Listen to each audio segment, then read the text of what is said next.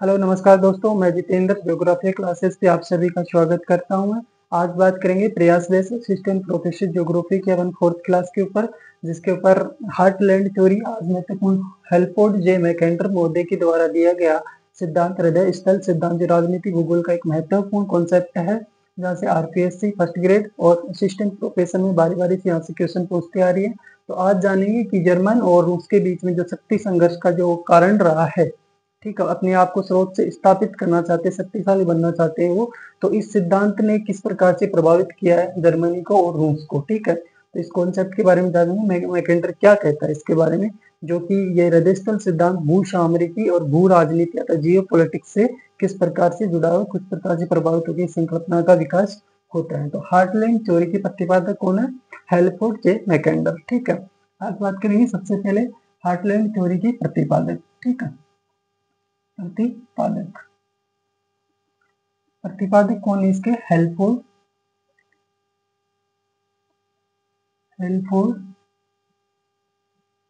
जे मैकेंडर। हेलफोर्ड जे मैकेंडर इसके कौन है? प्रतिपादक है। ठीक है, और मैकेंडर है कौन? ब्रिटिश भूगोलवेत्ता है। कौन है? ब्रिटिश भूगोलवेत्ता। ब्रिटिश भूगोलवेत्ता। ठीक है, ब्रिटिश भूगोलवेत्ता कौन है? इस प्रकार के क्वेश्चन बना हुआ है। मैकेंडर किस प्रकार के अपने क्षेत्र में कार्य करते हैं? तो एक ब्रिटिश जियोग्राफर्स हैं। ठीक है, इसके अलावा इनको क्या कहा जाता है? भू राजनीति और भू सामरिकी का इनका क्या कहा जाता है? पिता कहा जाता है। इनको क्या कहा जाता है?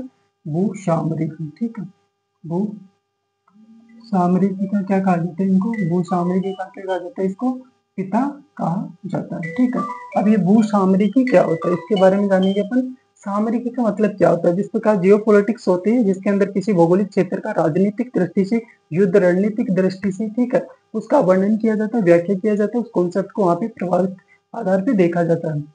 उसी प्रकार से भू सामरिकी क्या है? ठीक है, सामरिकी का मतलब होता है जैसे कोई भी देश का कोई भी तत्व, ठीक है, किसी भी राष्ट्र का वह तत्व है, तत्व कोई भी हो सकता है, जैसे भौगोलिक हो गया, उसका राजनीतिक हो गया, आर्थिक हो गया, कुछ भी हो सकता है। ठीक है, जो क्या करे उस राष्ट्र को शक्तिशाली प्रदान कर था, शक्तिशाली बनाए, उसको सर्वोच्चता स्थापित कराने में मदद करे। इस प्रकार का कोई भी तत्व हो सकता है, आर्थिक, सामाजिक या राजनीतिक। ठीक है, इससे पहले सामरिक से पहले क्या लगा हुआ यहाँ पे? भू। यहाँ पे भू का मतलब है भौगोलिक क्षेत्र। ठीक है, अर्थात किसी भी राष्ट्र देश का भौगोलिक क्षेत्र जो उस देश को क्या करे, अपने आप में अलग से एक शक्तिशाली रूप प्रदान करे, उसको सर्वोच्चता स्थापित करने में मदद करे। ठीक है, तो ये भू सामरिक युद्ध रणनीति की या उसके क्षेत्रीय विस्तार को बताता है, उसके शक्तिशाली होने के दायरे को बताता है। कौन? भू सामरिकी। ठीक है, तो इसमें कार्य करने वाले हेलफोर्ड जे मैकेंडर है, और हेलफोर्ड जे मैकेंडर का जो हृदय स्थल सिद्धांत है ये भू सामरिकी पर ही आधारित है, इसलिए इनको क्या कहा जाता है? भू सामरिकी का पिता कहा जाता है। ठीक है, हेलफोर्ड जे मैकेंडर मॉडल। ठीक है, अब बात करते हैं इनका अध्ययन क्षेत्र क्या रहा है। ठीक है, अध्ययन क्षेत्र। अध्ययन क्षेत्र तो इन्होंने क्या किया था? ऐतिहासिक भूगोल। ऐतिहासिक ऐतिहासिक भूगोल का गहन अध्ययन किया है। क्या किया था? ऐतिहासिक भूगोल का गहन अध्ययन करके अपने सिद्धांत को प्रस्तुत करते हैं। ठीक है, तो हिस्टोरिकल ज्योग्राफी अर्थात किस प्रकार से भूगोल और इतिहास किस प्रकार से कोरिलेशन संबंध बिठाते हैं, और फिर किस प्रकार से ये एक क्षेत्र को राजनीतिक दृष्टि से प्रभावित करते हैं। ठीक है, तो इतिहास और भूगोल अर्थात इतिहास किस तरीके से आगे आने वाले समय में, और पीछे किस प्रकार से वो क्षेत्र प्रभावित था इतिहास में, और आने वाले समय में वो किस प्रकार से प्रभावशाली हो सकता है किसी देश के लिए। तो ऐतिहासिक भूगोल का इन्होंने गहन अध्ययन किया, अर्थात तो ऐतिहासिक भूगोल में इन्होंने मंगोल विद्रोह का वर्णन करते हुए, उसका उदाहरण देते हुए इन्होंने अपने सिद्धांत को व्याख्या की है। ठीक है, तो ऐतिहासिक भूगोल का इन्होंने गहन अध्ययन किया है। ठीक है, तो इनकी महत्वपूर्ण बुक्स कौन कौन से इस सिद्धांत से संबंधित? ठीक है, तो इनकी पहली बुक है फर्स्ट बुक। ठीक है, तो मैकेंडर मोदे की पहली बुक प्रकाशित होने वाली है वो कौन सी है? British and British sea. British and British sea. British and British sea. ठीक है, और ये प्रकाशित होती है इनकी बुक 1902 के अंतर। ठीक है, 1902 के अंतर ब्रिटिश एंड ब्रिटिश इनकी फर्स्ट बुक है। इसी के अंतर्गत ये क्या करते हैं? ऐतिहासिक भूगोल का जो गहन अध्ययन करते हैं, अपने विचार रखते हैं इसके अंतर्गत। इसी संकल्पना को इन्होंने काफी वर्णन किया है first book British and British sea के अंतर्गत। सेकंड बुक कौन सी है इनकी? सेकंड बुक है the pivot of the geographical pivot of history. ठीक है, कौन सी है? द ज्योग्राफिकल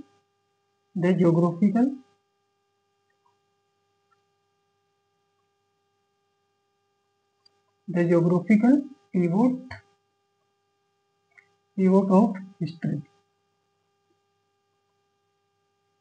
ये कब आती है इनकी बुक? 1904 के अंतर्गत, ठीक है। और ये कौन सी बुक है इनकी? The geographical period of history, अर्थात इनको क्या किया, भूगोल का था जो दूरी क्षेत्र था, ठीक है, कोयवेट सिद्धांत, अर्थात कोयवेट क्षेत्र, कोयवेट क्या है इनका सिद्धांत का, हार्टलैंड सिद्धांत का एक पहला टीयर है इनका, ठीक है। उसके बारे में मतलब यहाँ पे सिद्धांत की नींव कहाँ पे रखते हैं? इसी बुक के अंतर्गत रखते हैं, अर्थात ठीक है, दूरी क्षेत्र का जो भौगोलिक इतिहास की जो व्याख्या की जाती है कौन सी बुक्स में की जाती है? The geographical period of history. इसी बुक्स के अंतर्गत ये क्या करते हैं? अपने सिद्धांत की नींव रखते हैं, ठीक है, सिद्धांत की नींव रखते हैं। कौन सी में? The geographical period of history, याद रखना कब प्रकाशित होते हैं? 1904 के अंतर्गत प्रकाशित होते हैं, इनकी सेकंड बुक, ठीक है। थर्ड बुक कौन सी है इनकी? Democratic ideal and reality, democratic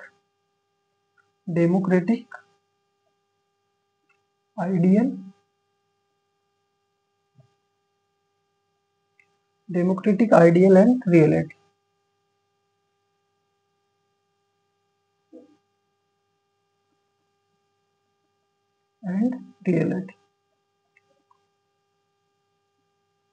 ठीक है। ये बुक कब प्रकाशित होती है? 1919 के अंतर 99 के अंतर्गत, ठीक, 1990 के अंतर्गत। डेमोक्रेटिक आइडियल एंड रियलिटी, इसके अंतर्गत क्या करते हैं? जो सिद्धांत की नींव रखते हैं ये हार्टलैंड की, जिसके अंदर 3 टीयर बताते हैं, टोवेट एरिया और आंतरिक अर्धचंद्राकार पेटी, जिसे सीमांत पेटी भी कहा जाता है, और बाहरी अर्धचंद्राकार पेटी, ठीक है। उसके अंतर्गत जो कोयवेट एरिया है, ठीक, अर्थात ध्रुव क्षेत्र है, और हार्टलैंड का जो ध्रुव क्षेत्र, ध्रुव क्षेत्र को, हृदयस्थल का जो ध्रुव क्षेत्र है, उस ध्रुव क्षेत्र का जो नाम हार्टलैंड पड़ता था, जो हृदयस्थल पड़ता है, सिद्धांत का जो नाम हृदयस्थल है, कौन सी बुक्स में दिया गया? सेकंड बुक के अंदर, डेमोक्रेटिक आइडियल एंड रियलिटी 1919 के अंतर्गत, ठीक है। फोर्थ बुक कौन सी इनकी? इनकी बुक है द राउंड वर्ल्ड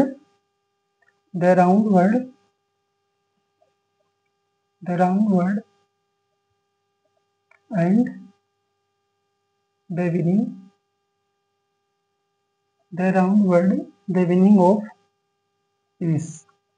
ये बुक कब प्रकाशित होती है? 1943 के अंदर, 1943 के अंतर्गत, ठीक है।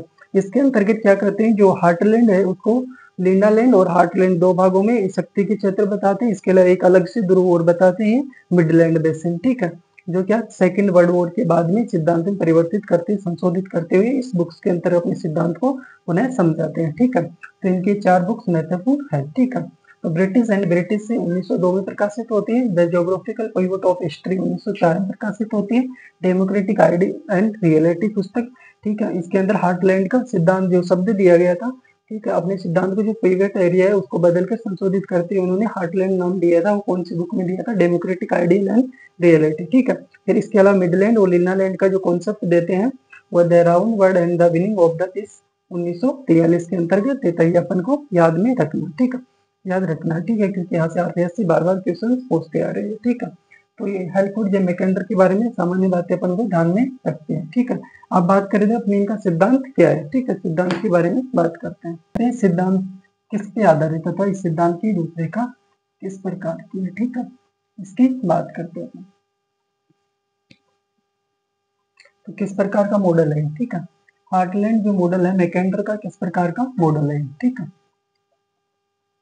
मॉडल, ठीक है। तो ये मॉडल किस प्रकार का है? स्थानिक अवस्थिति, ठीक है, स्थानिक अवस्थिति या स्थानिक विश्लेषण, स्थानिक विश्लेषण, स्थानिक या अवस्थिति विश्लेषण का मॉडल, स्थानिक या अवस्थिति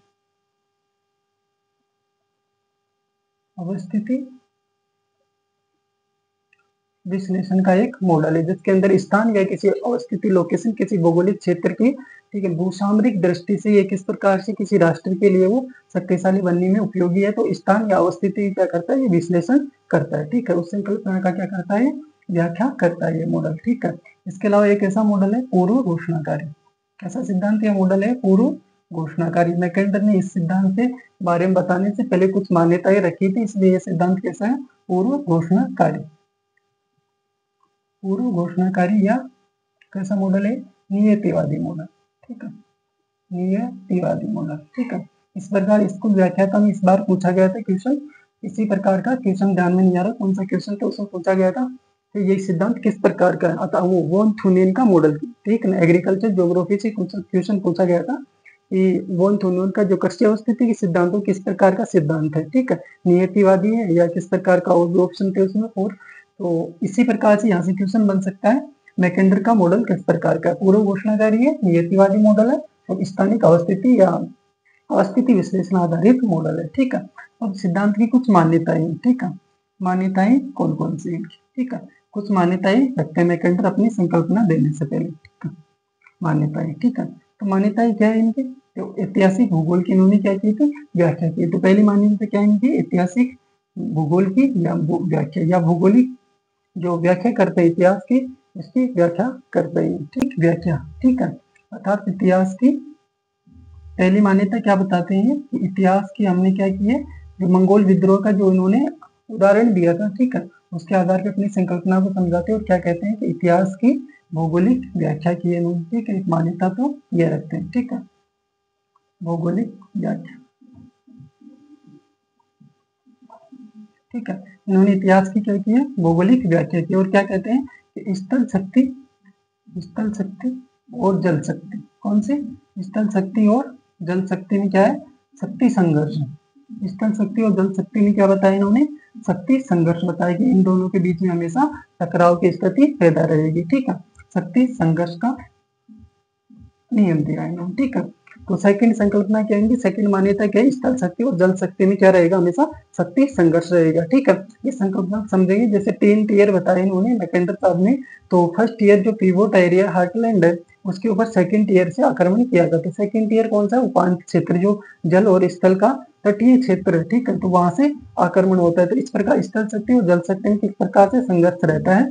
ठीक है, अपने आप को स्थापित करने का, तो ये बताते हैं मैकेंडर महोदय अपनी मान्यता के अंतर्गत। ठीक है, पहले से घोषणा करते हैं इसे। ठीक है, फिर कहते हैं कि स्थल शक्ति और जल शक्ति में जो स्रोत स्थापित होगा था, जिसका वर्चस्व रहेगा वो कौन है, स्थल शक्ति। ठीक है, अतः स्थल शक्ति को, स्थल शक्ति क्या है यहाँ पे, स्रोत है। ठीक है, स्रोत है। ठीक है, स्थल शक्ति को इन्होंने स्रोतता पे स्थापित किया कि स्थल शक्ति अंत में जाकर के क्या रहेगी, प्रभावशाली रहेगी। ठीक है, तो और ये किसके पक्षधर में थे, अपने सिद्धांत किसके पक्ष में देते हैं, रूस तथा यूएसएसआर के संदर्भ में देते हैं। ठीक है, जो जर्मनी और रूस के बीच में शक्ति संघर्ष रहता है। ठीक है, तो इन्होंने स्थल शक्ति को स्रोत शक्ति के रूप में स्थापित करने की बात की। ठीक है, इसके अलावा क्या कहते हैं कि अवस्थिति जो लोकेशन है, अपनी बात की सिद्धांत मॉडल कैसा, अवस्थिति स्थानिक विश्लेषण संबंधित ही बात करता है। ठीक है, तो अवस्थिति। ठीक है, सिद्धांत की मान्यता में क्या कहते हैं, मैकेंडर साहब की अवस्थिति सौम्य का एक संसाधन। ठीक है, क्या है, सौम्य संसाधन, सौम्य एक संसाधन।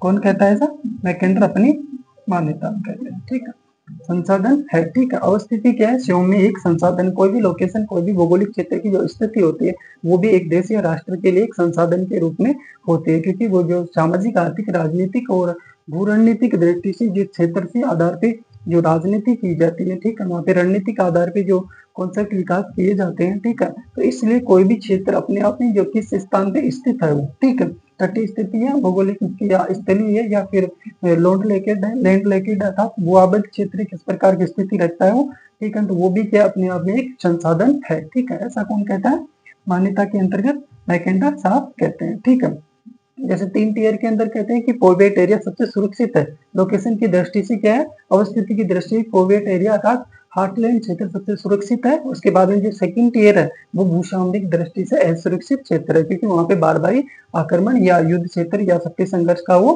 प्रभावशाली क्षेत्र रहा है। ठीक है, फिर क्या कहते हैं, ये सुगम्यता अर्थात जहाँ पे सुगम्यता,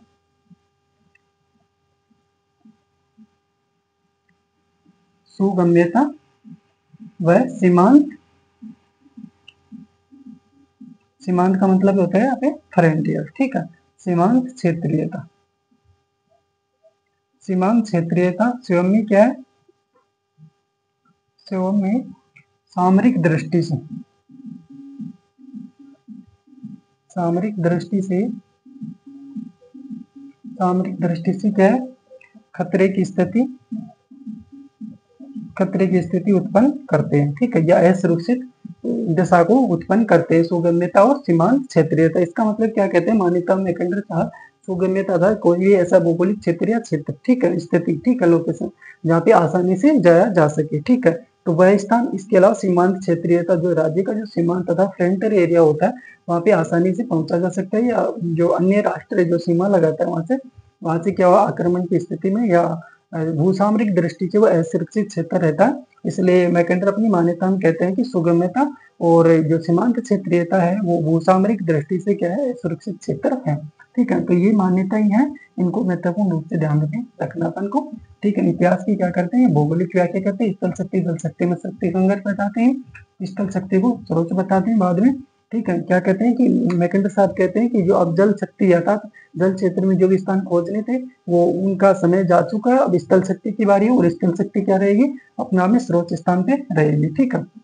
अवस्थिति क्षोभ में क्या है, संसाधन है, सुगम्यता और सीमांत क्षेत्रीयता भूसामरिक दृष्टि से क्या है, असुरक्षित है। इस प्रकार से मैकेंडर की मान्यताएं और मॉडल दोनों अपन को ध्यान में रखना, यहाँ से क्वेश्चन बनता है। अपन सिद्धांत की जो 3 भागों के अंदर मैकेंडर ने इसको समझाया था, 3 बुक्स के अंदर 1904, 1919 और 1943 के अंतर्गत 3 भागों में सिद्धांत को संशोधित करते हुए अपनी संकल्पना को समझाते हैं, तो उसकी बात करेंगे, जिसके अंतर्गत 3 भागों में किस प्रकार से अपने विचार रखते हैं मैकेंडर साहब हार्टलैंड थ्योरी के बारे में। तो फर्स्ट में 1904, 1919 और 1900। अब बात करते हैं सिद्धांत को 3 रूपों में किस प्रकार से हार्टलैंड को थ्योरी को मैकेंडर साहब समझाते हैं, ठीक है। तो सिद्धांत के 3 रूप, सिद्धांत के 3 भाग कौन कौन से, ठीक है, 3 भागों में अपन इसको समझ सकते हैं, ठीक है। फर्स्ट कौन सा है इसमें, 1904, ठीक है। 1904 में क्या करते हैं, अपने सिद्धांत की नींव रखते हैं, ठीक है। The geographical pivot of history के अंतर्गत उनकी बुक्स है, उनके अंदर इस सिद्धांत की नींव रखते हैं, ठीक है। सेकंड क्या, 1919, ठीक है, डेमोक्रेटिक आइडियल एंड रियलिटी, इस बुक्स के अंतर्गत सेकंड संशोधन करते हुए अपनी संकल्पना का विकास पुनः करते हैं, इसके अंदर विचार रखते हैं। 1943, ठीक है, 1943 44, ठीक है, इसके अंतर्गत the round world the meaning of the peace, ठीक है, 1943 इस बुक्स के अंतर्गत, ठीक है, इस सिद्धांत को पुनः संशोधित करते हुए प्रस्तुत करते हैं, ठीक है। इस प्रकार 3 भागों में अपन सिद्धांत को समझ सकते हैं, ठीक है। यहाँ पे सिद्धांत की क्या रखते हैं, मैकेंडर साहब नींव रखते हैं, सिद्धांत की क्या रखते हैं, यहाँ पे नींव रखते हैं, ठीक है। और कितने भागों में, अर्थात विश्व की जो शक्ति है उसको त्रितंत्र स्थिति में बताते हैं, ठीक है, कितने त्रिस्तरीय तंत्र में समझाते हैं, ठीक है। अर्थात विश्व की जो शक्ति है, ठीक है, मैकेंडर ने क्या किया, विश्व की जो संपूर्ण विश्व को 3 तंत्र अर्थात 3 टीयर के अंतर्गत बांटते हुए उसका सिद्धांत को समझाते हैं, अर्थात त्रिस्तरीय तंत्र के रूप में समझाते हैं इसको, ठीक है। पहला कौन सा इनका, पिवोट एरिया, ठीक है, pivot area, pivot area. Second कौन सा है, आंतरिक अर्धचंद्राकार पेटी, आंतरिक अर्धचंद्राकार पेटी, ठीक है, आंतरिक अर्धचंद्राकार पेटी, ठीक है। इसको क्या कहा जाता है, उपांत पेटी, या इसको क्या कह सकते हैं, सीमांत क्षेत्र भी कह सकते हैं, क्या कह सकते हैं इसको, सीमांत पेटी, क्या कह सकते हैं इसको, सीमांत पेटी, या इसको क्या कह सकते हैं, उपांत पेटी, या इसको क्या कह सकते हैं अपन, विषुवद्वीप, ठीक है, इसको क्या कह सकते हैं अपन, विषुवद्वीप भी कह सकते हैं, ठीक है। तीसरी पेटी कौन सी बताते हैं, बाहरी अर्धचंद्राकार पेटी, ठीक है, कौन सी है, बाहरी अर्धचंद्राकार पेटी, अर्धचंद्राकार पेटी, ठीक है, बाहरी अर्धचंद्राकार पेटी, जिसको क्या नाम देते हैं मैकेंडर, विश्व, ठीक है, विश्व भी कह सकते हैं इसको, ठीक है, क्योंकि इसमें संपूर्ण विश्व की नई दुनिया को, देशों को 3rd टीयर में शामिल करते हैं मैकेंडर साहब, ठीक है। तो 1904 के अंदर सिद्धांत की नींव रखते हैं, सिद्धांत के अंदर त्रिस्तरीय अंतर के रूप में अपने सिद्धांत को समझाते हैं, ठीक है। 3 एरिया था, 3 टीयर बताते हैं। फर्स्ट टीयर है पिवोट एरिया, पिवोट एरिया जिसे क्या कहते हैं, दुराग्रह क्षेत्र या ध्रुव क्षेत्र, ठीक आ जाता है, ठीक है। सेकंड कौन सा, आंतरिक अर्धचंद्राकार पेटी, जो पिवोट एरिया को एक मतलब ये क्या करते हैं, अर्धचंद्राकार रूप में घेरा होता है, ठीक है। इस प्रकार से मतलब पिवोट एरिया को चारों तरफ से ही घेरी हुई होती है, चारों तरफ से नहीं, मतलब एक अर्धचंद्राकार रूप में तलवार जैसी आकृति में घेरी हुई होती है, ठीक है। फिर क्या होता है इसके अंदर प्योर रेयर किससे गिरा हुआ है, आंतरिक अर्धचंद्राकार पेटी से। आंतरिक अर्धचंद्राकार पेटी किससे गिरी हुई है, बाहरी अर्धचंद्राकार पेटी के अंतर्गत गिरी हुई है, ठीक है। तो इस प्रकार थर्ड टीयर के अंतर्गत, 3 टीयर के अंतर्गत इस प्रकार सिद्धांत को समझाते हैं, ठीक है। अब क्या होता है, इस सिद्धांत को समझाते हैं मैकेंडल, इसका प्रयोग कौन करता है, रूस करता है, ठीक है। अब फर्स्ट वर्ल्ड वॉर होता है जिसके अंदर जर्मनी की हार होती है, ठीक है। और उसके साथ ही क्या होता है, यूएसएसआर आता है, यूएसएसआर का क्या होता है, उदय होता है, ठीक है। तो फर्स्ट वर्ल्ड वॉर के बाद में सिद्धांत की क्या हुई, सफलता हुआ था, यूएसएसआर का क्या हुआ, फिर से उदय हुआ नई शक्ति के रूप में। तो इन्होंने मैकेंडर साहब ने इस सिद्धांत को क्या किया, पुनः संशोधित करते हैं, ठीक है। संशोधित करते हुए उन्होंने क्या किया, संशोधित करते हैं अपने सिद्धांत में कुछ, ठीक है। और संशोधित करते हुए उन्होंने क्या किया, जो पिवोट एरिया था इनका, ठीक है, पिवोट एरिया क्या करते हैं, ये नाम चेंज करके इसका नाम क्या कर देते हैं, हार्टलैंड, ठीक है, क्या कर देते हैं, हार्टलैंड करते हैं, ठीक है। इसके अलावा जो पिवोट एरिया कौन सा बताते हैं, जो उत्तर में यूरेशियन क्षेत्र था, यूरोप एशिया का जो उत्तरी एरिया है, जो उत्तर में आर्कटिक सागर, दक्षिण में मध्य एशियाई पर्वतों और पूर्व के अंदर और पश्चिम के अंतर्गत, जैसे पूर्व के अंतर्गत किस प्रकार के, ये साइबेरियन पर्वत है, और पश्चिम में जो यूराल पर्वत है, इससे घिरा हुआ क्षेत्र क्या है, ये पिवोट एरिया है। पिवोट एरिया को ही इसके क्षेत्रीय विस्तार को बढ़ाते हुए इन्होंने क्या नाम दिया, इसको हार्टलैंड दिया 1919 के अंतर्गत, ठीक है। इसके अलावा जो आंतरिक अर्धचंद्राकार पेटी थी जिसके अंतर्गत यूरेशिया था, तो यूरोप एशिया और यूरे अफ्रीसिया नाम दिया, इसको नाम क्या दिया इन्होंने, यूरे अफ्रीसिया, ठीक है। इसमें कौन कौन आते हैं, यूरोप अफ्रीका और एशिया के क्षेत्र शामिल करते हैं, इसलिए इसको नाम क्या दिया, यूरे अफ्रीसिया, इसको नाम क्या देते हैं, यूरे अफ्रीसिया कह सकते हैं अपन इसको, ठीक है। अर्थात इसके अंदर यूरोप एशिया और अफ्रीका के देश शामिल है, ठीक है। जैसे यूरोप के कौन सा, पश्चिमी यूरोप का भाग शामिल होता है जिसमें जर्मनी, ऑस्ट्रेलिया वगैरह देश शामिल होते हैं। इसके अलावा अफ्रीका का उत्तरी भाग, मध्य पूर्व एशिया, ठीक है। इसके अलावा पश्चिमी एशिया, भारत और चीन के क्षेत्र किसमें शामिल होते हैं, आंतरिक अर्धचंद्राकार पेटी में, ठीक है। बाहरी अर्धचंद्राकार पेटी के अंदर कौन होते हैं, नई दुनिया के देश शामिल होते हैं। इसके अलावा ब्रिटेन और जापान भी बाहरी पेटी में शामिल करते हैं मैकेंडर साहब, ठीक है।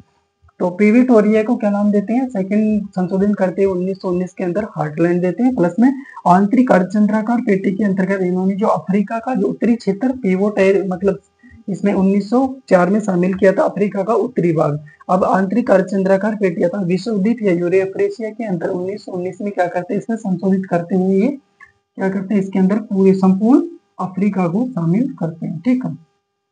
संपूर्ण अफ्रीका को शामिल कर लेते हैं, ठीक है। कौन सी टीयर में, सेकेंड टीयर के अंतर्गत संपूर्ण अफ्रीका को शामिल करते हैं, ठीक है। अब बात करते हैं 1943 का। अब सेकेंड वर्ल्ड वॉर में भी क्या होता है, जर्मनी की हार होती है, ठीक है। और इस बार क्या होता है, अमेरिका एक शक्ति के रूप में उभर कर आता है, ठीक है। तो मैकेंडर अपने सिद्धांत को पुनः संशोधित करते हैं और अमेरिका और यूनाइटेड किंगडम अर्थात यूके के सहयोग से, गठजोड़ से इन्होंने अपने सिद्धांत के शक्ति के 2 ध्रुव बताए, ठीक है। अर्थात हार्टलैंड को इन्होंने कितने भागों में बांट दिया, 2 भागों में, ठीक है। एक तो हार्टलैंड हो गया, ठीक है, हार्टलैंड हो गया, ठीक है। और हार्टलैंड का सबसे सुरक्षित क्षेत्र कौन सा बताया इन्होंने, लीनालैंड। कौन सा क्षेत्र बताया 1943 के अंतर्गत, लीनालैंड, ठीक है। कौन सा क्षेत्र बताया, लीनालैंड, ठीक है, लीनालैंड, ठीक है। अब लीनालैंड क्या, हार्टलैंड का सबसे सुरक्षित क्षेत्र है, जो लीना और येनिसी नदियों के बीच का क्षेत्र है, ठीक है। कौन से क्षेत्र में, पिवोट एरिया के अंदर या हार्टलैंड के क्षेत्र में, ठीक है। एक तो ये बताते हैं 1943 के अंदर, साथ में एक मिडलैंड का कॉन्सेप्ट भी देते हैं, ठीक है। ये कौन सा है, ये अमेरिका जो शक्ति के रूप में सेकेंड वर्ल्ड वॉर के रूप में सामने आया, बड़ी शक्ति के रूप में उभरता हुआ, तो इन्होंने मिडलैंड का कॉन्सेप्ट दिया। मिडलैंड क्या है, जो हार्टलैंड का प्रति काउंटर था, काउंटर बैलेंस के रूप में, प्रति संतुलन के रूप में मिडलैंड की कॉन्सेप्ट देते हैं मैकेंडर साहब थर्ड के अंदर, ठीक है। तो मिडलैंड में इन्होंने कौन कौन से क्षेत्र शामिल किया, इन्होंने शामिल किया उत्तरी आर्कटिक सागर को, उत्तरी अंटार्कटिक सागर, अंटार्कटिक सागर, उत्तरी अंटार्कटिक सागर को शामिल किया। और किसको शामिल किया, पश्चिमी यूरोप को, ठीक है। किसको शामिल किया, पश्चिमी यूरोप को और पूर्वी यूएसए को, ठीक है। तो इस प्रकार से 3 एरिया को मिलाते हुए इन्होंने कौन से कॉन्सेप्ट दिए, मिडलैंड का कॉन्सेप्ट देते हैं, ठीक है। उत्तरी अंटार्कटिक सागर को, अंटार्कटिक सागर को, पश्चिमी यूरोप को और पूर्वी यूएसए को शामिल करते हुए उन्होंने कॉन्सेप्ट मिडलैंड की कॉन्सेप्ट देते हैं, जो हार्टलैंड का एक क्या है, काउंटर बैलेंस के रूप में कार्य करता है, ठीक है। इस प्रकार सिद्धांत की जो आधारभूत संकल्पना, आधारभूत जो व्याख्या है, इनके अंतर्गत ही समाहित है, ठीक है। तो 1904 में सिद्धांत की नींव रखी है, त्रिस्तरीय तंत्र में समझाते हैं इसको 3 रूपों में। ठीक है। कोइवेट एरिया, आंतरिक अर्धचंद्राकार पेटी जैसे सीमांत पेटी, विषुवद्वीप या यूरेशिया का इंटरफेस शामिल किया जाता है। और भारी अर्धचंद्राकार पेटी जिसके अंदर कौन से देश शामिल होते हैं? नई दुनिया के देश शामिल होते हैं। ठीक है, कौन से देश शामिल होते हैं इसमें? नई दुनिया के देश शामिल होते हैं, नई दुनिया के देश शामिल होते हैं। ठीक है, कौन से देश शामिल है? नई दुनिया, जैसे यूएसए, कनाडा, ब्रिटेन, जापान वगैरह, ऑस्ट्रेलिया और दक्षिण अफ्रीका के देश कौन से होते हैं? भारी अर्धचंद्राकार पेटी में। फिर 1919 में पिवेटोरिया का नाम क्या रखते हैं? ये हार्टलैंड, ये संपूर्ण अफ्रीका को शामिल करते हैं सेकेंड ईयर के अंदर।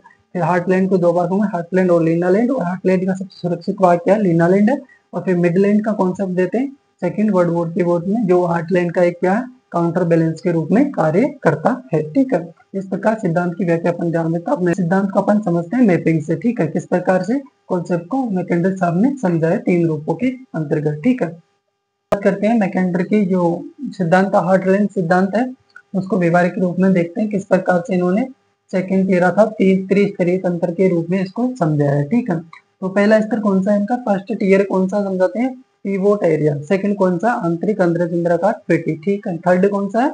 बाहरी अर्धचंद्राकार पेटी। ठीक है, तो फर्स्ट जो पीवोट एरिया है इनका जो कौन सा है? यूरेशिया का क्षेत्र। ठीक है, यूरेशिया कौन सा? उत्तरी क्षेत्र। ठीक है, ये वाला। ठीक है, तो यहाँ पे लगभग यहाँ से कौन सा है? यूराल पर्वत। ठीक है, कौन सा पर्वत मान सकते हैं इसको अपन? यूराल पर्वत। ठीक है, यूराल पर्वत का क्षेत्र। ठीक है, इसके अलावा इधर कौन सा? मध्य एशिया या एशिया के पर्वत। ठीक है, एशियाई पर्वत, एशियाई, एशिया के पर्वत, एशियाई पर्वत, एशिया के पर्वत क्षेत्र। ठीक है, इसके अलावा यहाँ पे कौन सा है? साइबेरियन पर्वत प्रमाण। ठीक है, कौन सा? साइबेरियन, साइबेरियन पर्वत। ठीक है, साइबेरियन। ठीक है, तो इनका जो बीच का एरिया है, ठीक है, ये वाला एरिया कौन सा है इनका? Pivot area. ठीक है, इसको क्या नाम देते हैं? ये पीवोट एरिया। इसको क्या कहते हैं? हार्टलैंड या पीवोट एरिया। फर्स्ट बार जो इन्होंने सिद्धांत दिया था the geographical pivot of history, इस बुक्स के अंतर्गत पहला नाम क्या दिया इनको? Pivot area. कौन सा एरिया ये? यूरेशिया का उत्तरी क्षेत्र, जिसके अंदर पश्चिम क्या था? पश्चिम में कौन आता है? साइबेरियन पर्वत। दक्षिण में कौन? एशियाई क्षेत्र। और पूर्व में कौन आता है? यूराल पर्वत। और उत्तर में कौन आता है इसके? आर्कटिक सागर। ठीक है, उत्तर में कौन आता है? आर्कटिक सागर। ठीक है, उत्तर में कौन से क्षेत्र आते हैं? आर्कटिक सागर। इन सब क्षेत्रों से घिरा हुआ क्षेत्र कौन सा है यहाँ पे? Pivot area. ठीक है, अर्थात इस क्षेत्र को अभेद्य ध्रुव के रूप में मैकेंडर समझाते हैं कि ये भूसामरिक दृष्टि से सबसे सुरक्षित क्षेत्र है। कौन सा? ध्रुवाग्र क्षेत्र या पिवोट एरिया। कौन सा? पिवोट एरिया, जो सबसे सुरक्षित भूसामरिक दृष्टि से क्षेत्र है। ठीक है, क्योंकि चारों तरफ से क्या है? पर्वतीय क्षेत्रों से घिरा हुआ क्षेत्र है, जो समय काल, ऐतिहासिक काल से क्या रहा है? मंगोल विद्रोह, अन्य आक्रमणों से भी क्या रहा है? सुरक्षित रहा है। ठीक है, इसलिए इसको क्या नाम देते हैं? पीवोट एरिया, जो सबसे भूसामरिक दृष्टि से सुरक्षित एरिया है। ठीक है, ये क्या हो गया? फर्स्ट ईयर हो गया उनका, 1904 में बताते हैं। ठीक है, सेकंड ईयर में कौन सा है? सेकंड ईयर कौन सा है? आंतरिक अर्धचंद्राकार पेटी, जिसे उपांत पेटी या सीमांत अर्धचंद्राकार पेटी कहा जाता है, जिसमें यूरे अफ्रीका था, यूरोप, अफ्रीका और एशिया के क्षेत्र शामिल करते हैं। ठीक है, तो सेकंड वाली पेटी का क्षेत्र कौन कौन सा है? इसमें शामिल करते हैं यहाँ से लेकर मतलब पश्चिमी यूरोप वाला क्षेत्र। ठीक है, इस प्रकार से। और उत्तरी अफ्रीका के क्षेत्र को शामिल करते हैं मध्य पूर्व, पश्चिमी एशियाई, ठीक है, भारत वाला क्षेत्र भी शामिल करते हैं इसके, और चीन वाला क्षेत्र भी आंतरिक अर्धचंद्राकार पेटी में शामिल करते हैं। ठीक है, ये सेकंड ईयर हो गया इनका। ठीक है, इसको क्या नाम देते हैं? आंतरिक अर्धचंद्राकार पेटी, आंतरिक अर्धचंद्राकार पेटी। ठीक है, ये कौन सी होगी इनकी? आंतरिक, आंतरिक अर्धचंद्राकार पेटी, आंतरिक अर्धचंद्राकार पेटी। ठीक है, इसको क्या कह सकते हैं? ये उपांत पेटी या सीमांत क्षेत्र। ठीक है, सीमांत पेटी। ठीक है, सीमांत पेटी भी कहते हैं इनको। ठीक है, तो सेकंड ईयर, फर्स्ट ईयर कौन सा हो गया इनका? Pivot area. सेकंड कौन सा हो गया? आंतरिक अर्धचंद्राकार पेटी। और थर्ड क्षेत्र में कौन सा रखते हैं इसको? थर्ड के अंदर नई दुनिया की देश, जिसके अंदर यूके भी शामिल होता था, ब्रिटेन भी शामिल होता है इसके अंदर। ठीक है, कौन शामिल होता है इसके अंदर? ब्रिटेन भी शामिल होता है। ठीक है, ब्रिटेन और नई दुनिया के देश अमेरिका, यूएसए, कनाडा, दक्षिणी अमेरिका और दक्षिणी अफ्रीका, उत्तर ऑस्ट्रेलिया और जापान के क्षेत्र इसमें शामिल होते हैं। इस क्षेत्र को क्या कहा जाता है? भारी अर्धचंद्राकार पेटी। ठीक है, नई दुनिया के देश वाले जो क्षेत्र की पेटी है उसे क्या कहा जाता है? बाहरी अर्धचंद्राकार पेटी, अर्धचंद्राकार पेटी, ठीक है, बाहरी अर्धचंद्राकार पेटी, ठीक है। कौन सा टीयर हो गए? थर्ड टीयर, ठीक है। मैकेंडर का कौन सा टीयर है? थर्ड टीयर, ठीक है। इस प्रकार से अपनी संकल्पना को समझाते हैं मैकेंडर साहब। फर्स्ट कौन सा? फीवर, जो भूमि सामरिक दृष्टि से सबसे सुरक्षित क्षेत्र है इनका, ठीक है। ये कॉन्सेप्ट कब दिया था उन्होंने? 1904 के अंतर्गत, ठीक है, फर्स्ट, ठीक है, जिसके सिद्धांत की नींव रखते इस प्रकार, ठीक है। सेकेंड टीयर कौन सा? आंतरिक अर्धचंद्राकार पेटी, जिसके अंदर कौन कौन शामिल होते हैं? पश्चिमी यूरोप के देश शामिल होते हैं, जर्मनी वगैरह, ऑस्ट्रेलिया वगैरह इसी क्षेत्र में शामिल होते हैं, ठीक है। इसके अलावा उत्तरी अफ्रीका का क्षेत्र, इसके अलावा मध्य पूर्वी क्षेत्र, पश्चिमी एशियाई क्षेत्र, भारत और चीन के क्षेत्र भी किसमें शामिल होते हैं? आंतरिक अर्धचंद्राकार पेटी। और थर्ड टीयर कौन सा? बाहरी अर्धचंद्राकार पेटी, जिसके अंतर्गत नई दुनिया के देश जापान, ऑस्ट्रेलिया, इसके अलावा दक्षिणी अफ्रीका, दक्षिणी अमेरिका, कनाडा और यूएसए शामिल होते हैं, ठीक है। अब मैकेंडर साहब क्या कहते हैं कि फुइबेट एरिया था, ये सबसे सुरक्षित भूसामरिक दृष्टि से क्षेत्र है, ठीक है। तो इस क्षेत्र में अगर आक्रमण होगा या भूरणनीतिक कार्य किए जाएंगे, वो कहाँ से किए जाएंगे? आक्रमण होता है या युद्ध की स्थिति पैदा होती है तो कहाँ से होंगे? सेकेंड टीयर से होंगे। कहाँ से होंगे? सेकेंड टीयर से। और सेकेंड टीयर अर्थात जो सीमांत क्षेत्र है, जो समुद्र तटीय और स्थलीय क्षेत्र का सीमांत क्षेत्र है, ठीक है। इस क्षेत्र, ये भूसामरिक दृष्टि से असुरक्षित क्षेत्र बताते हैं मैकेंडर मोदी, क्योंकि जो सर्वाधिक युद्ध हुए, सर्वाधिक आक्रमण मंगोल विद्रोह हुई है। मंगोल विद्रोह का उदाहरण के माध्यम समझाते हैं कि मंगोल विद्रोह सर्वाधिक कहाँ पे हुए? विद्रोह के युद्ध कहाँ पे है मंगोलों के? सर्वाधिक इसी क्षेत्र में होते हैं, सेकेंड टीयर वाला में। और वर्तमान में जैसे भारत, पाकिस्तान, चीन वगैरह, यूक्रेन और रूस के माध्यम से जो रूस के जो युद्ध हो रहे हैं, ये कौन सी पेटी में हो रहे हैं? सीमांत अर्धचंद्राकार या आंतरिक अर्धचंद्राकार पेटी में होते हैं। तो ये भूसामरिक दृष्टि से कौन सा क्षेत्र है? असुरक्षित क्षेत्र बताते हैं मैकेंडर मोदी, ठीक है। अब मैकेंडर क्या करते हैं? पिवोट एरिया की क्या बताते हैं कि इसके अंतर्गत स्थल शक्ति के माध्यम से या जल शक्ति के माध्यम से इसमें प्रवेश अवैध है, यहाँ पे प्रवेश नहीं किया जा सकता था। तो ये क्षेत्र क्या है? सुरक्षित है, ठीक है। अब क्या करते हैं 1919 के अंतर्गत, ठीक है।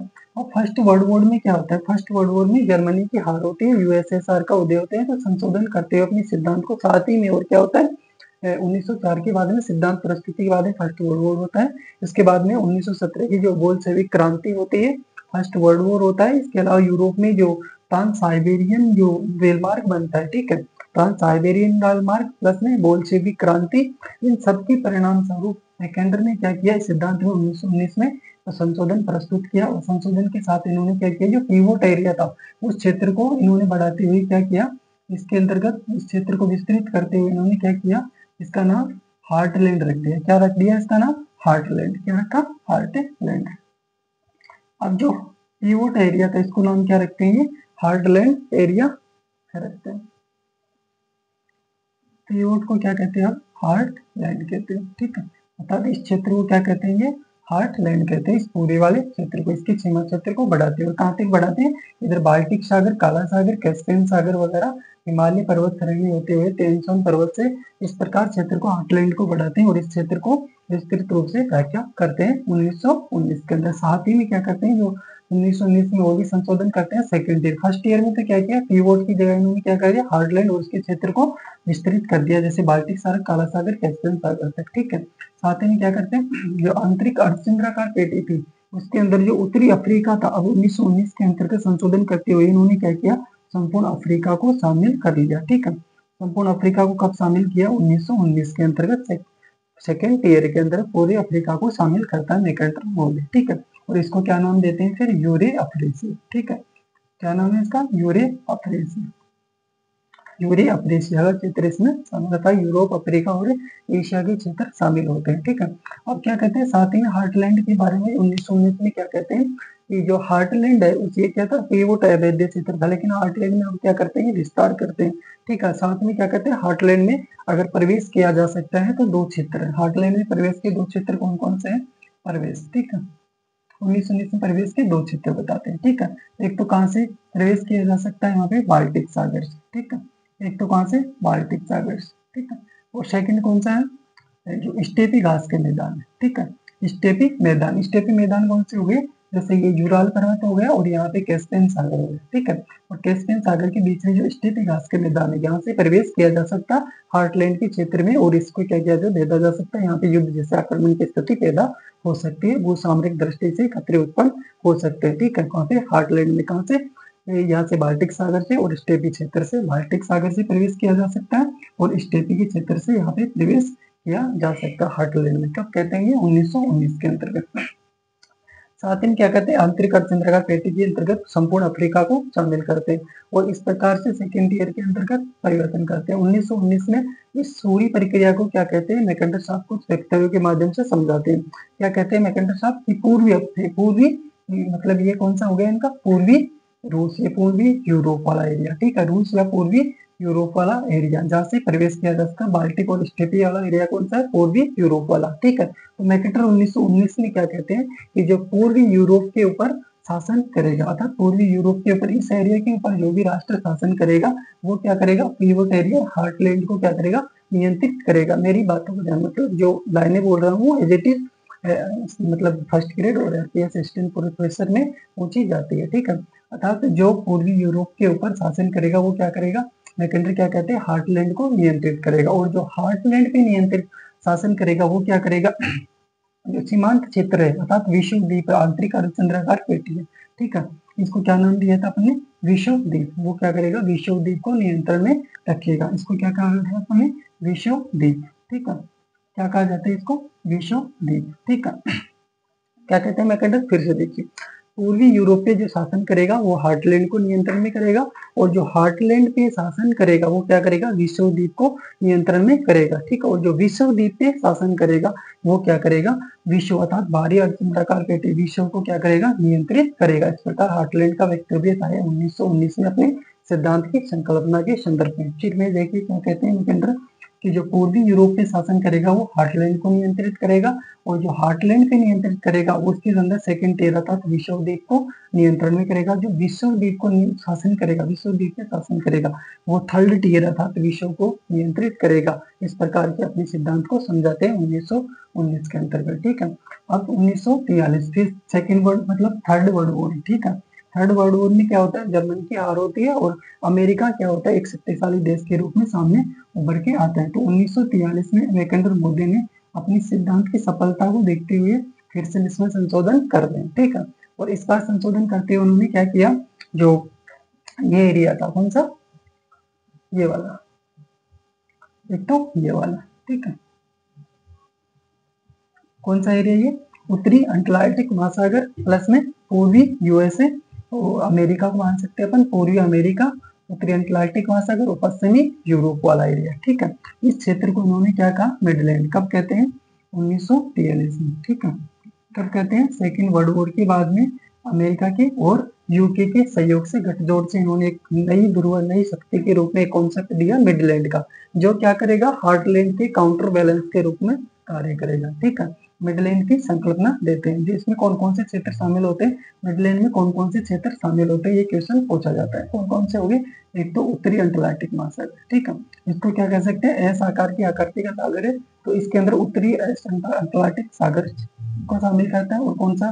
पूर्वी अमेरिका। ठीक है, पूर्वी अमेरिका और पश्चिमी यूरोप को शामिल करता है। ठीक है, इस क्षेत्र को क्या कहते हैं? मिडलैंड, जो काउंटर बैलेंस के रूप में कार्य करता है। ठीक है, साथ ही में क्या कहते हैं? जो फॉरगेट एरिया उसको क्या नाम दे दिया था इन्होंने 1919 में? हार्टलैंड। ठीक है, इसका नाम क्या चेंज हो चुका है? हार्टलैंड हो चुका है। ठीक है, तो इस हार्टलैंड को यहाँ पे कौन सी नदी है?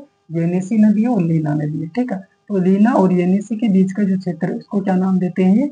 लीना लैंड। कब देते हैं? 1943 के अंदर। और ये कौन सा एरिया हो गया? हार्टलैंड। तो हार्टलैंड का भी अब सुरक्षित क्षेत्र कौन सा है? लिंडा लैंड। ठीक है, और हार्टलैंड का प्रति काउंटर कौन है? मिडलैंड। ये कब बताते हैं? 1943 के अंतर्गत मैकेंडर महोदय बताते हैं। ठीक है, इस प्रकार अपने सिद्धांत को प्रस्तुत करते हैं। अपन अपन व्याख्या करते हैं इसके अलग से, एक एक टीयर्स के बारे में देखते हैं कौन कौन से देश इसमें शामिल होते हैं। ठीक है, यहाँ तक आप अब बात करते हैं एक एक टीयर की अपन। ठीक है, फर्स्ट टीयर कौन सा था इनका? Pivot, pivot area. ठीक है,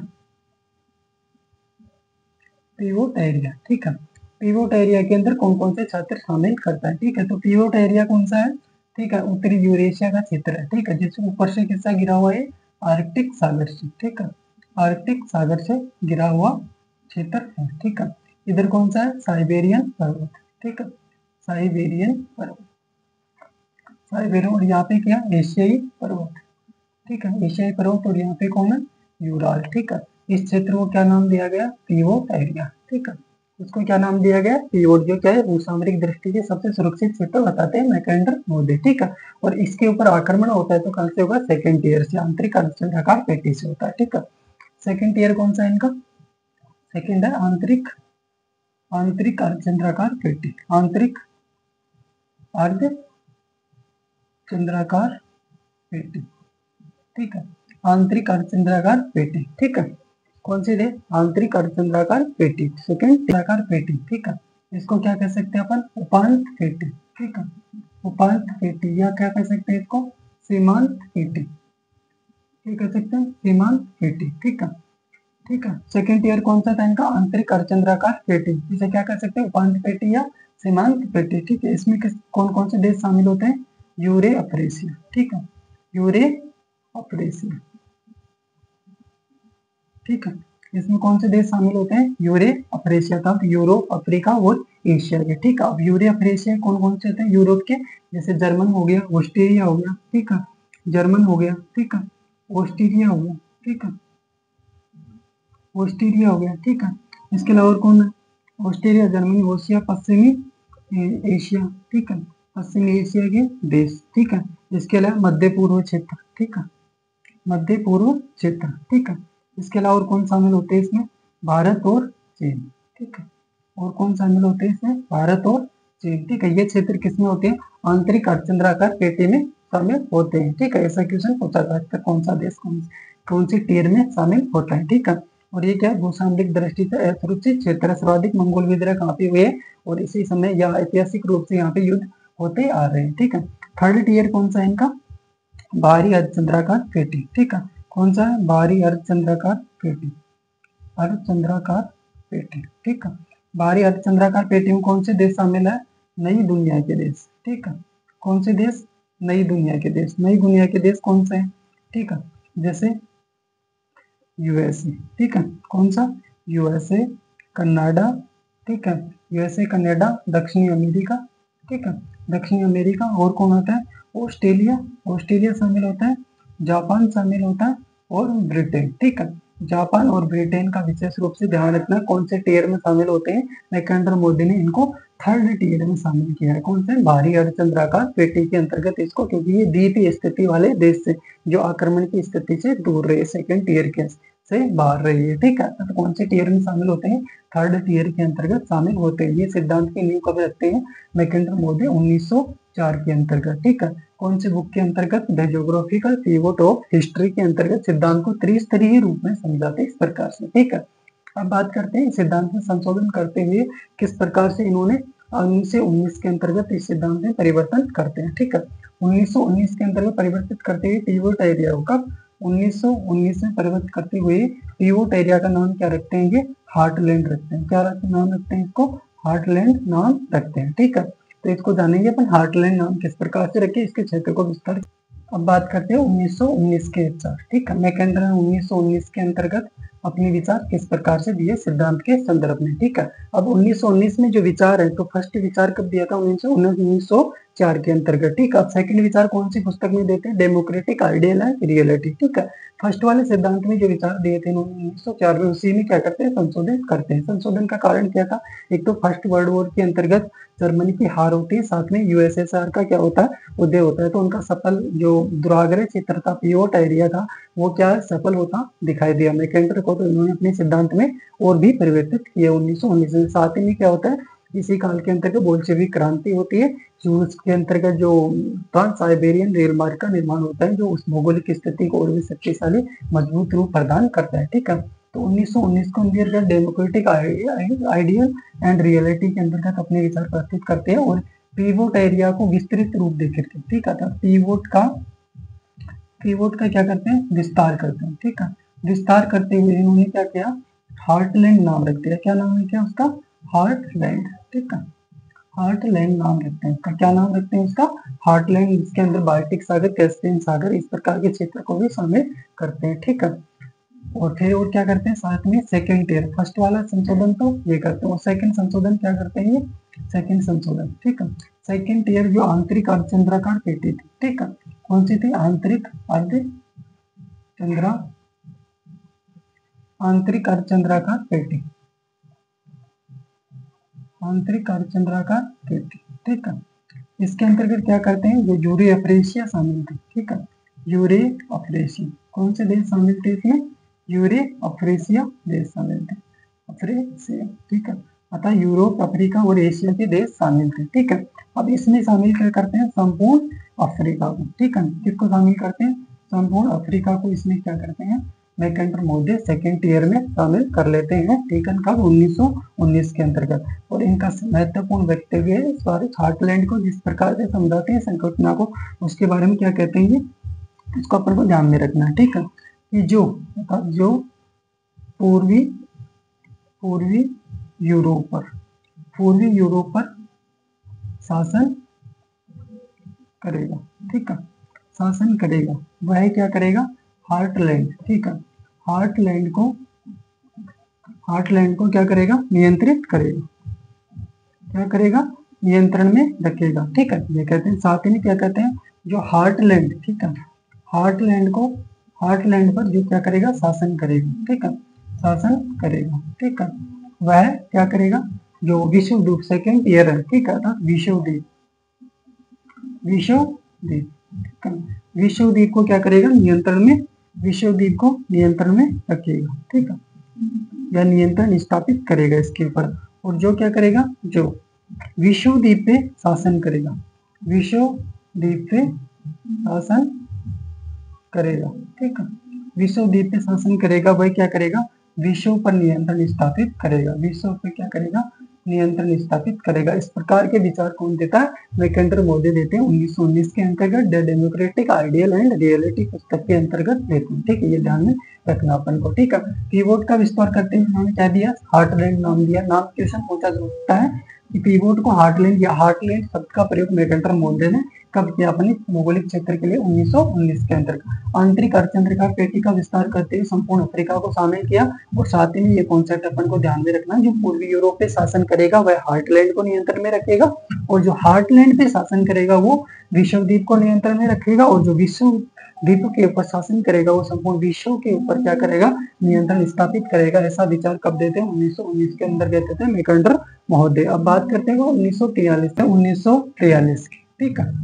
1943 में अपने संशोधन करते हैं सिद्धांत मैकेंडर महोदय सेकेंड वर्ल्ड वॉर के बाद में, ठीक है। सेकेंड वर्ल्ड वॉर के बाद में क्या होता है? जर्मनी की पुनः हार होती है और इस बार अमेरिका का एक शक्तिशाली राष्ट्र के रूप में उदय होता है, ठीक है। तो मैकेंडर ने पुनः अपने हार्टलैंड के अंदर क्या करते हैं? संशोधन करते हैं, ठीक है। इस बार संशोधन करते हुए उन्होंने क्या किया? संशोधन, ठीक है, संशोधन, ठीक है। संशोधन प्रस्तुत करते हुए मैकेंडर क्या करते हैं? जो हार्टलैंड दिया था मैंने कॉन्सेप्ट हार्टलैंड, ठीक है, हार्टलैंड, ठीक है। हार्टलैंड के अंदर संशोधन प्रस्तुत करते हुए इसको कितने भागों में बांटते हैं? 2 भागों के अंदर, ठीक है। हार्टलैंड, ठीक है, कौन सा? हार्टलैंड और मिडलैंड, ठीक, हार्टलैंड और लीनालैंड, ठीक है, लीनालैंड, ठीक है। लीनालैंड क्या था यहाँ पे? हार्टलैंड का क्या था? सबसे सुरक्षित भाग, ठीक है, हार्टलैंड का सुरक्षित भाग, ठीक है। हार्टलैंड का क्या था? एक सुरक्षित भाग है। ये कहाँ पे था? येनेसी, ठीक है, कौन सी नदी थी? येनेसी व लीना नदियों के बीच में, ठीक है, लीना नदियों के मध्य, ठीक है। कहाँ पे था? येनेसी व लीना नदियों के बीच का एरिया, एक भौगोलिक क्षेत्र था, उसको लीनालैंड में हमने जो हार्टलैंड का एक सुरक्षित भाग था, ठीक है। कब संशोधन प्रस्तुत किया? 1943 के अंतर्गत, ठीक है। और हार्टलैंड के ही एक प्रति काउंटर बैलेंस के रूप में संशोधन प्रस्तुत करते हुए क्या बताते हैं? मिडलैंड, ठीक है। कौन सी कॉन्सेप्ट देते हैं? मिडलैंड का, ठीक है। कौन सा कॉन्सेप्ट देते हैं? मिडलैंड का कॉन्सेप्ट देते हैं, ठीक है। कहते हैं मिडलैंड, ठीक है। मिडलैंड क्या था? एक काउंटर बैलेंस के रूप में या प्रति संतुलन के रूप में कार्य कर रहा था, किसके लिए? हार्टलैंड के लिए, ठीक है। तो मिडलैंड के क्षेत्र, ठीक है, इसके क्षेत्र कौन कौन से हैं, ठीक है, कौन कौन से क्षेत्र इसमें शामिल करते हैं? मैकेंडर महोदय, ठीक है। और ये काम किसके साथ किया उन्होंने? यूएसए और अमेरिका था, अमेरिका और यूके के सहयोग से, ठीक है। तो मिडलैंड में कौन कौन शामिल होता है? उत्तरी अंटार्कटिक सागर, ठीक है, अटलांटिक महासागर, ठीक है, अटलांटिक उत्तरी अंटार्कटिक सागर, ठीक है, उत्तरी अंटार्कटिक सागर शामिल होता है, ठीक है, और कौन शामिल होता है, पूर्व अमेरिका, ठीक है, पूर्व यूएसए या अमेरिका, पूर्व यूएसए, ठीक है, इसके अलावा पश्चिमी यूरोप, ठीक है, कौन शामिल होता है, पश्चिमी यूरोप, ठीक है। तो ये वाला क्षेत्र अर्थात उत्तरी अंटार्कटिक महासागर, साथ में पूर्व यूएसए और पश्चिमी यूरोप का जो क्षेत्र है, ठीक है, उसको क्या नाम देते हैं, मिडलैंड नाम देते हैं। कौन, मैकेंडर मोदी, जो क्या करेगा, हार्टलैंड की प्रति संतुलन के रूप में कार्य करेगा, ठीक है। ये कॉन्सेप्ट कब देते हैं, 1943 में देते हैं मैकेंडर मोदी, ठीक है। तो मैकेंडर मोदी का संशोधन हार्टलैंड, हार्टलैंड का लीलालैंड और मिडलैंड का ध्यान रखना अपना 1943। बुक्स कौन से 1943 में कौन सी बुक्स में प्रस्तुत किया अपना ये विचार, the ideal the round word winning of the peace 1943-44 के अंतर्गत अपने इस कॉन्सेप्ट को रखते हैं। कौन, मैकेंडर महोदय रखते हैं इस विचार को, ठीक है। मिडलैंड क्या है, एक क्षेत्र शामिल कौन सा, उत्तरी अंटार्कटिक सागर का क्षेत्र है, ठीक है, जो यूएसए और यूरोप का बीच का एरिया है, ठीक है, जो क्या करेगा, ये हार्टलैंड के प्रति संतुलन के रूप में कार्य करेगा, ठीक है, क्या करेगा, ये हार्टलैंड के प्रति संतुलन के रूप में कार्य करेगा, ठीक है, हार्टलैंड के प्रति संतुलन के रूप में कार्य करेगा, ठीक है, प्रति संतुलन, ठीक है, प्रति संतुलन के रूप में, ठीक है, क्या है, मिडलैंड का कॉन्सेप्ट दिया मैकेंडर मोदी ने, ठीक है। अब बात करते हैं अपन मैकेंडर मोदी का एक कॉन्सेप्ट था, ठीक है, जैसे 3 त्रिस्तरीय रूप में मैकेंडर मोदी ने समझाया, ठीक है। इस प्रकार आपको समझ में आया होगा, ये सभी कॉन्सेप्ट अपन को ध्यान में रखना है क्योंकि यहाँ से आरपीएससी हर बार क्वेश्चन पूछती आ रही है। अब बात करते हैं मैकेंडर ने जो सिद्धांत दिया था, ठीक है, इसको आलोचनाएं भी होती है, ठीक है, फिर भी इसकी मान्यता अभी वर्तमान में चल रही है। जैसे रूस और यूक्रेन का युद्ध हुआ, ठीक है, तो सेकंड टीयर का भूसामरिक दृष्टि से असुरक्षित क्षेत्र बताता है, ठीक है। इसके अलावा यहाँ भौगोलिक क्षेत्र, यहाँ की अवस्थिति अपने आप में मैकेंडर मोदी ने मान्यता में एक संसाधन बताया, वो भी क्या एक महत्वपूर्ण रूप से संसाधन इस कॉन्सेप्ट को शामिल करता है, ठीक है। इस प्रकार बात करते हैं अपन संशोधन सिद्धांत के अंतर्गत संशोधन प्रस्तुत करने वाले कौन कौन थे, मैकेंडर के हार्टलैंड सिद्धांत में प्रस्तुत कौन कौन करता है संशोधित रूप में, ठीक है। तो संशोधित रूप प्रस्तुत करने वाले यहाँ पे 2 भूगोलवेत्ता महत्वपूर्ण है, होर्शोन और मैनिंग मोदे। कौन, होर्शोन और मैनिंग मोदे, जिनके बारे में अपन जानेंगे अभी, ठीक है। कौन कौन है, एक तो होर्शोन मोदे, ठीक है, जो इस सिद्धांत में कुछ संशोधन प्रस्तुत करते हैं, होर्शोन और मैनिंग, ठीक है, होर्शोन और मैनिंग, ठीक है, इनके बारे में अपन जानते हैं अभी, ठीक है। फिर इस सिद्धांत से एक भी क्वेश्चन बाहर नहीं जाने वाला, आपको अच्छे से समझ में आएगा, ठीक है। अब बात करते हैं होर्शोन और मैनिंग रूप में प्रस्तुत करते हैं हार्टलैंड में संशोधित करने वाले भूगोलवेत्ता कौन से, तो पहले बात करेंगे मैनिंग मोदे की, ठीक है। मैनिंग ने एक पुस्तक लिखी थी heartland and rimland in European history, जिसके अंदर हार्टलैंड और रिमलैंड को, इन्होंने हार्टलैंड क्षेत्र को तो जो एक मतलब संकुचित रूप में अर्थात छोटे रूप में दिखाया, और जो रिमलैंड का एरिया ठीक था, तो उपांत क्षेत्र जो सेकेंड टीयर था, ठीक है, उसको मतलब सागर और स्थल 2 रूपों में विस्तृत रूप में प्रस्तुत करते हैं। कौन, मैनिंग मोदे, ठीक है। तो इनकी पुस्तक कौन सी है, बुक, ठीक है। इनकी बात करेंगे अपन मैनिंग मोदे की। सबसे पहले मैनिंग ने संशोधन प्रस्तुत किया 1956 में, ठीक है। कब प्रस्तुत किया था उन्होंने, मैनिंग ने प्रस्तुत किया था अपना सिद्धांत 1956 में, ठीक है। इनकी बुक कौन सी है, हार्टलैंड, ठीक है, heartland and rimland, heartland and rimland, heartland and rimland in European history, European history, ठीक है, ये इनकी पुस्तक है, ठीक है। इसके अंतर्गत अपने संशोधित विचार प्रस्तुत करते हैं हार्टलैंड थ्योरी की, ठीक है। और ये क्या करते हैं, इसको हार्टलैंड और 2 भागों में बांटते हैं इसको, ठीक है। कितने भागों में, सिद्धांत को 2 भागों में, एक तो हार्टलैंड, ठीक है, कौन सा, हार्टलैंड, हार्टलैंड को क्या एक संकुचित रूप में अर्थात छोटे क्षेत्र के रूप में शामिल करते हैं, ठीक है, किस रूप में, छोटे रूप में शामिल करते हैं, ठीक है। और रिमलैंड, ठीक है, रिमलैंड कौन सा है, उपांत क्षेत्र है, ठीक है, कौन सा, उपांत क्षेत्र, जो हृदय स्थल सिद्धांत के अंतर्गत हार्टलैंड थ्योरी के अंतर्गत सेकेंड ईयर था, ठीक है, उसको क्या नाम दिया इन्होंने, रिमलैंड, ठीक है, क्या नाम दिया इन्होंने, रिमलैंड, ठीक है। और रिमलैंड को क्या बताया इन्होंने, विस्तृत रूप में प्रस्तुत किया, विस्तृत, विस्तार, ठीक है, विस्तृत रूप में प्रस्तुत किया था, तो इसका क्या है, रूप विस्तृत है, ठीक है। इसको रिमलैंड को कितने भागों में बांटा इन्होंने, 2 भागों में, ठीक है। कौन कौन सा, एक तो महाद्वीपीय रिमलैंड, ठीक है, कौन सा, महाद्वीपीय रिमलैंड, ठीक है।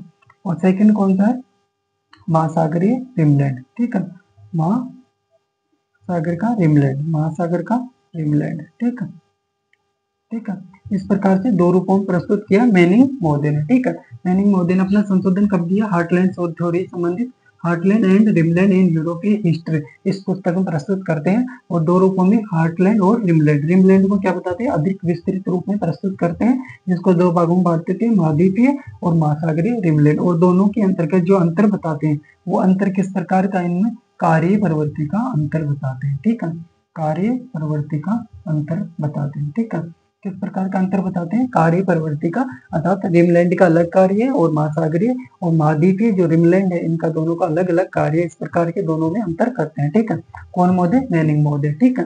दूसरा कौन है, होशोन मोदे, कौन है, होशोन मोदे, ठीक है। कौन है, होशोन, होशो ने प्रस्तुत किया अपनी बुक्स के अंदर ए न्यू, इनकी पुस्तक का नाम क्या है, a new Soviet heartland, Soviet SOVIET, ठीक है, हार्टलैंड, न्यू सोवियत हार्टलैंड,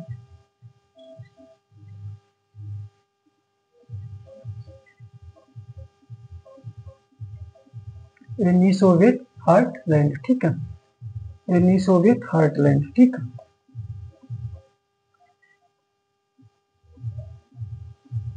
है। न्यू सोवियत हार्टलैंड, ठीक है, न्यू सोवियत, ठीक है। ये न्यू सोवियत हार्टलैंड की क्या थी, पुस्तक थी, 1964 के अंदर अपने विचार रखते, कौन, होशोन मोदे, ठीक है। तो मैनिंग ने 1956 में रखे थे, होशोन ने कब, 1964 के अंतर्गत, ठीक है। पुस्तक कौन सी थी, ये न्यू सोवियत हार्टलैंड, ठीक है।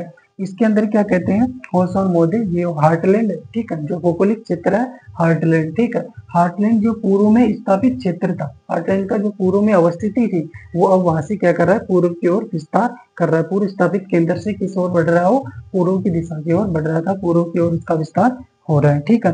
अर्थात हार्टलैंड, ठीक है, ठीक है। हार्टलैंड जो क्षेत्र है, हार्टलैंड पूर्व स्थापित, पूर्व स्थापित केंद्र से, पूर्व स्थापित केंद्र